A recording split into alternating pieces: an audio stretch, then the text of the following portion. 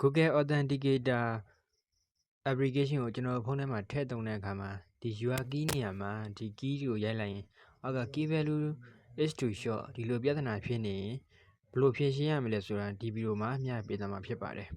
အားလုံးပဲမင်္ဂလာပါ one click ပိတ်ကိုင်နေပြီးတော့ကြိုဆိုပါတယ်ကျွန်တော်တို့ရဲ့ channel ကိုမိတ်ဆွေရ follow and subscribe လုပ်ကြသေးဘူးဆိုရင် follow and subscribe လုပ်ပြီးဖို့မေတ္တာရက်ခံပါတယ်ခင်ဗျဆိုတော့ကျွန်တော်တို့တက်ဆိုင်ရာဒီ Google Authenticator ဝင်ထားတဲ့ Gmail ကိုတွားပြီးပါဒီဘက်တောင်းက icon လေးကိုနှိပ်ပေးလိုက်ပါ manage your Google account ထဲကိုဝင်ပေးလိုက်ပါဒီထဲကိုရောက်လာပြီဆိုရင်တော့ဒီ security ကိုနှိပ်ပေးလိုက်ပါ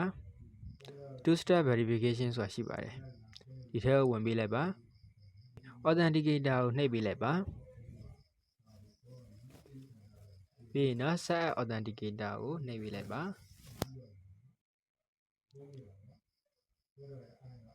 ဒီလို QR ပုံပေါ်လာပြီဆိုရင်တော့ဒီ QR ပုံရဲ့အောက်ကဒီ link လေးကိုဝင်ပေးလိုက်ပါပြီးရင်တော့ဒီစာတန်းလေးကို copy ယူလိုက်ပါ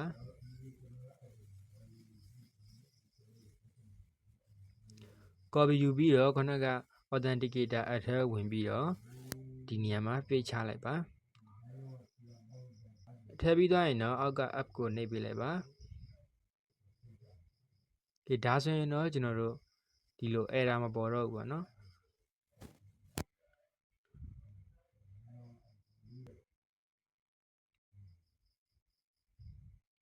ပြီးရင်တော့ဒီ code ကိုဒီမှာဖြည့်ပေးလိုက်ပြီဆိုရင်တော့ဒီမှာ verify လုပ်ပြီးသားဖြစ်သွားပါပြီအားလုံးအဆင်ပြေမယ်လို့မျှော်လင့်ပါတယ်သိချင်တာလေးများရှိရင်ဒီဗီဒီယိုရဲ့အောက်က comment မှာဝင်ရောက်ဆွေးနွေးခဲ့လို့ရပါတယ်ခင်ဗျ